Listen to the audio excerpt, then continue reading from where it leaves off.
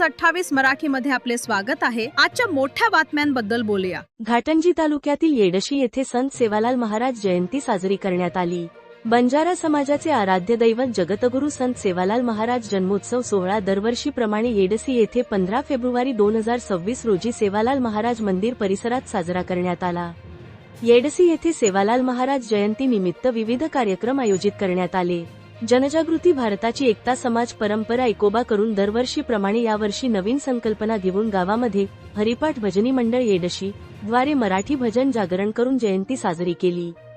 हा कार्यक्रम पार पाडण्यासाठी येडशी येथील महाराज मंडळी व गावातील प्रतिष्ठित नागरिक आणि नवतरुण मंडळी बंजारा भाविक भक्तगण तन मन धनाने हजर राहून मोठ्या उत्साहाने संत सेवालाल महाराज जयंती साजरी करण्यात आली।